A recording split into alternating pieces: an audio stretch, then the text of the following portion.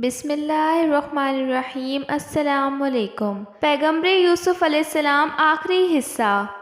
حضرت یوسف علیہ السلام نے جب بھائیوں سے عاجزی کی باتیں سنی تو برداشت نہ کر سکے کہ اپنے آپ کو چھپائیں، اور ساتھ ہی اللہ تعالیٰ کا حکم ہو چکا تھا کہ اے یوسف اپنے آپ کو ظاہر کر دیں۔ حضرت یوسف علیہ السلام ان کے کرتوتوں سے پردہ اٹھانا چاہتے تھے اور اس طرح مخاطب ہوئے کہ حضرت یوسف علیہ السلام نے کہا، تم کو وہ سلوک یاد ہے جب تم جہالت میں مبتلا تھے؟ یوسف علیہ السلام نے اپنے سر سے تاج اتارا اور فرمایا، تم نے اپنے بھائی یوسف کے ساتھ اور اس کے بھائی کے ساتھ کیا کیا؟ پہلے 2 دفعہ کی ملاقات میں بھی بعض بھائی محسوس کر چکے تھے۔ اب جب انہوں نے تاج اترنے کے بعد پیشانی پر نشانیاں دیکھیں تو انہیں یقین ہو گیا کہ آپ ہی یوسف ہیں۔ آپ علیہ السلام نے ایک پیالہ منگوایا اور اپنے ہاتھ پر رکھ کر انگلیوں سے ٹھوکا تو اس سے آوازیں آنے لگیں۔ یہ وہی آوازیں تھیں جو چیخ و پکار کی تھیں جو حضرت یوسف علیہ السلام کنعان کے جنگل میں کنویں میں پھینکا جا رہا تھا اور آپ علیہ السلام اپنے بھائیوں سے رحم کی دعا کر رہے تھے، چیخ چیخ کر ان سے رحم کی درخواست کر رہے تھے۔ آپ علیہ السلام نے اپنے بھائیوں سے فرمایا، یہ جام کچھ کہہ رہا ہے۔ یوسف نامی تمہارا ایک سوتیلا بھائی تھا اور باپ کے پاس سے لے گئے اور کنویں میں پھینک دیا۔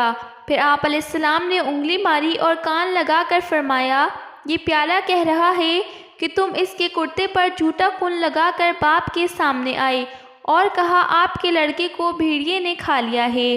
اب تو برادران یوسف حیران ہو گئے اور کہنے لگے، ہائے برا ہوا، اس جام نے تو سچی بات بادشاہ کو بتا دی۔ جب اگلے واقعات سامنے آ گئے تو حضرت یوسف علیہ السلام کے بھائی حیران ہو گئے۔ جب یوسف علیہ السلام کو مالک نے سوداگر کے ہاتھ فروخت کیا تھا، اس وقت بھائیوں نے ایک خط عبرانی زبان میں مالک کو دیا تھا۔ وہ آپ علیہ السلام نے اپنے پاس رکھا تھا، وہ نکال کر دیا اور کہا، یہ خط عبرانی زبان میں ہے، اس کو ذرا پڑھو۔ جب بھائیوں نے اس کو دیکھا تو حیران ہو گئے کہ یہ خط عزیز مصر کے پاس کیسے آ گیا۔ پھر اور زیادہ پریشانی اور شرمندگی ہوئی۔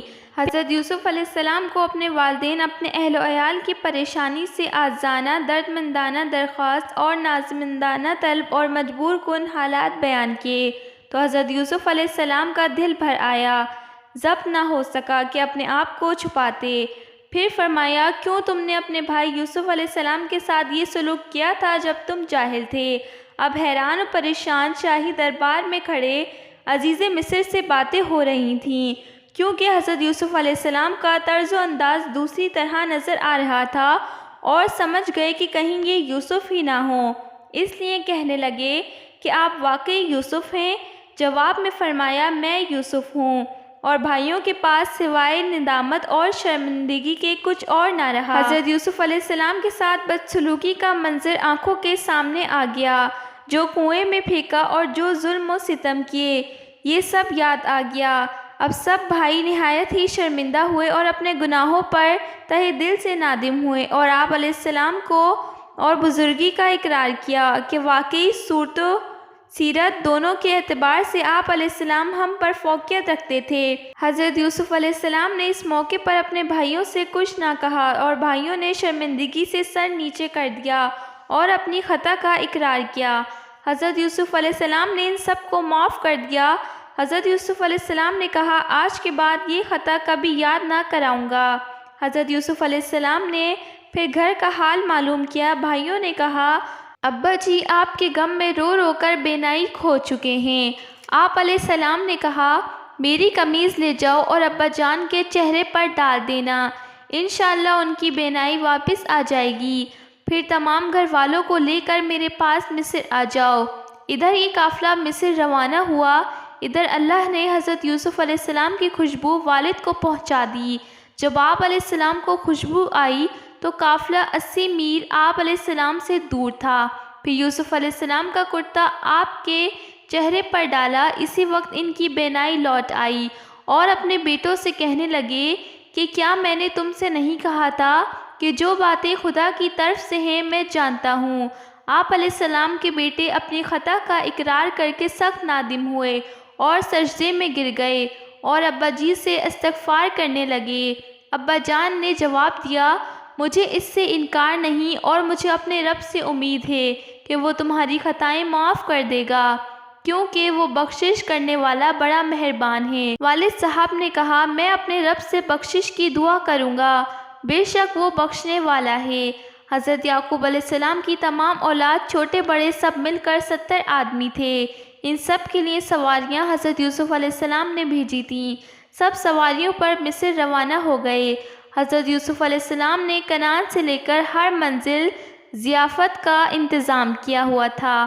جب یہ لوگ قریب پہنچے تو یہودا نے ایک تیز رفتار سوار کو روانہ کیا کہ یوسف علیہ السلام کے والد کی خبر پہنچا دیں، حضرت یوسف علیہ السلام کو آنے کی خبر دیں۔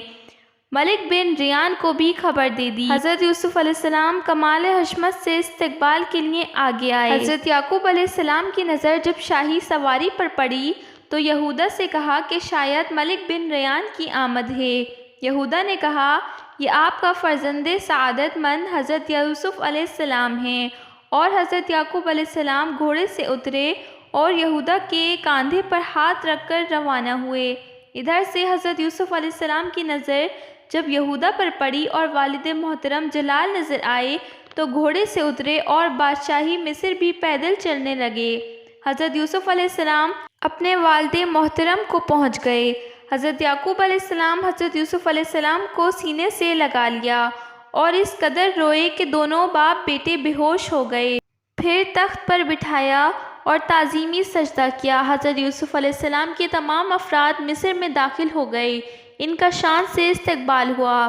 یوسف علیہ السلام نے اپنے والد کو اپنے پاس جگہ دی اور ملاقات کے بعد اور اپنے والد کو تخت پر بٹھایا تو اس وقت سب بھائی یوسف علیہ السلام کے سامنے سجدے میں گر گئے۔ یوسف علیہ السلام نے کہا، اے ابا جان، میرے اس خواب کی تعبیر ہے جو میں نے بچپن میں دیکھا تھا، میرے رب نے اس کو سچا کر کے مجھے دکھایا۔ بادشاہ نے برادران یوسف کو سب سے اعلیٰ جگہ عطا فرمائی۔ زلیخا جو آپ کی محبت میں گرفتار تھی وہ آپ کی جدائی میں رو رو کر آنکھیں سفید کر چکی تھی۔ آپ علیہ السلام نے اس کے لیے دعا کی اور اس سے شادی کی۔ نہ صرف اس کی بینائی واپس آ گئی بلکہ اس کی جوانی بھی لوٹ آئی۔ اس طرح زلیخا بھی آپ کے نکاح میں رہی۔